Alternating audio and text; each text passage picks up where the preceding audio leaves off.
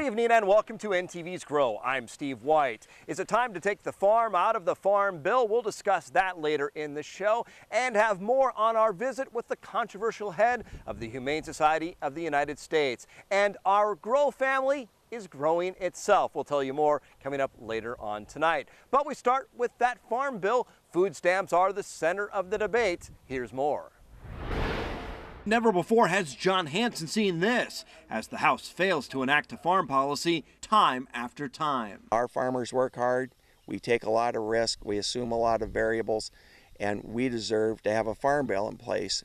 But farming may be secondary. Food stamps are a bigger expense. Some Republicans want deeper cuts to what they see as a bloated welfare program. But many Democrats say cuts go too far. So why are food stamps part of the Farm Bill anyway? So if we have this large urban population that's represented in Congress, one way to gain their votes is to have on the Farm Bill side of it, is have food stamps tied together. So they were merged to try to gain a coalition. iBoss says this is a time for Republicans and Democrats to put party labels aside. You may vote against some principles, some narrow principles that you have, but vote for the greater good. John Hanson of Farmers Union credits Nebraska's delegation for supporting the bill, but says they need to convince other Republicans to follow suit. Especially in the Tea Party, and they have to be able to bring those folks on board. They could split food stamps from the Farm Bill at the risk of losing urban support. Or as they did last year, they could kick the can down the road and extend the previous bill, or even revert to the 1949 Farm Bill. Advocates for Nebraska agriculture agree farmers need the certainty of a new long-term policy. This is what's good for the country. From Burger King to Wendy's, controversial livestock practices are under the microscope, but Nebraska pork producers say they care for animals better than anyone. Here's more. The cows produce how much milk? This organic dairy farm provided the backdrop as the Humane Society of the United States met with Nebraska farmers, saying the time has come to end what Wayne Pacelli calls extreme confinement. And immobilizing animals in cages or crates that don't even allow them to turn around is not acceptable animal husbandry. John Hanson of Nebraska Farmers Union agrees. He says dozens of major food providers have taken steps to no longer buy pork produced this way. Major chain after major chain work with HSUS at the national levels. But the national pork producers cite the American Veterinary Medical Association, saying this housing arrangement protects sows. And the operators of Pillin family farms agree. We really believe in individual housing. We think it's the best way. It protects the animals from each other because sows are an incredibly aggressive animal towards each other. And it also allows us to be able to give individual attention to every single animal. If we have a sick sow, we're able to monitor and make sure she's doing all right. On this recent farm tour, observers noted how clean and smell-free the Pillin's barns are and how quiet the pigs are. And happy, healthy animals turn into dollars for rural Nebraska.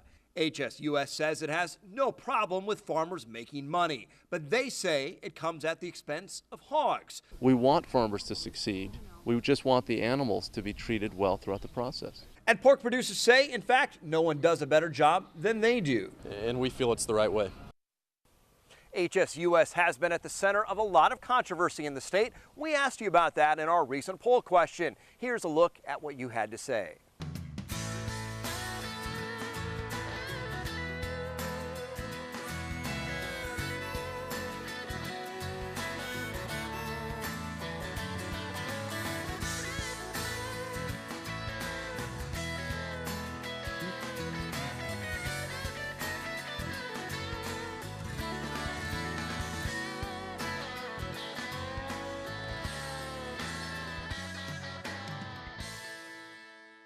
Marketing plays a role as some cattle feeders now hedge their bets by raising some of their cattle naturally.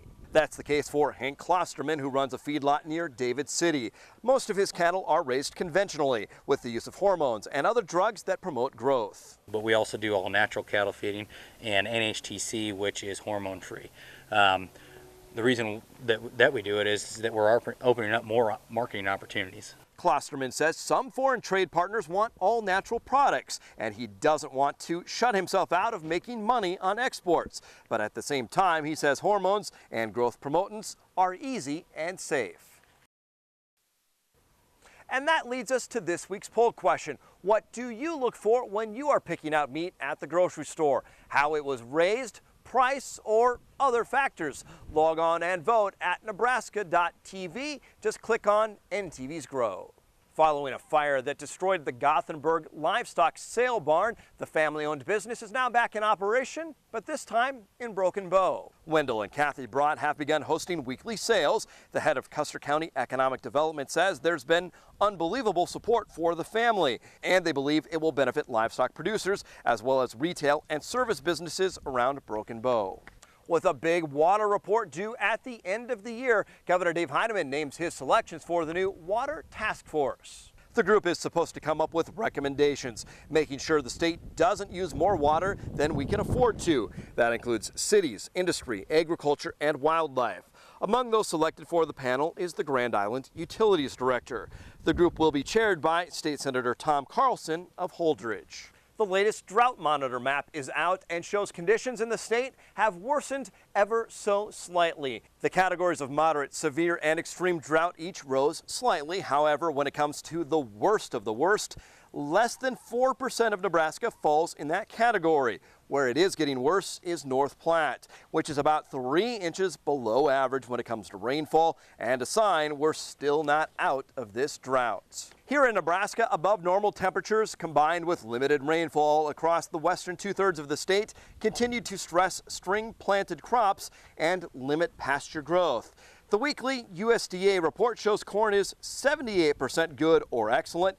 Soybeans are 97% emerged, slightly behind the 99% average. That report says 78% of the crop is good or excellent. And in Kansas, the corn crop is developing slower than last year, but coming along. The soybean crop in Kansas is also behind schedule, but rated well. Fewer producers in Kansas have made their second cutting of alfalfa. Hay and forage supplies continue to be rated short. That weekly snapshot of crops in Kansas shows winter wheat harvest is at about 57% completed. The National Agricultural Statistics Service says the harvest in Kansas lags behind the 99% completion last year at the same time. The late June average is 67%. Cutting was delayed this year by cool weather that delayed the wheat's maturity. Nebraska is trying to beef up relationships with Japan as local corn and cattle producers head over for an international trade mission. Corn Board Chairman Tim Scheer of St. Paul is part of the delegation. They're hoping to promote corn-fed beef in the Sendai region of Japan. They'll be at a meat symposium this week with 500 meat buyers. They're stressing the continued safety of U.S. beef under 30 months of age. We hope to bring you an update next week on the program. And would you believe soybeans are helping teach kids in the classroom? A program at UNL this summer will help elementary teachers find ways to teach students using soybeans. The program is sponsored by the Nebraska Soybean Board and United Soybean Board. Lincoln teacher Greg Tebow says soybeans are a good tool to teach students about agriculture, weather, and soil. And teaching students about soybeans helps them understand what farmers in Nebraska do. Family farms or corporate farms? Marilyn Barnett is in next with more. Stay with us.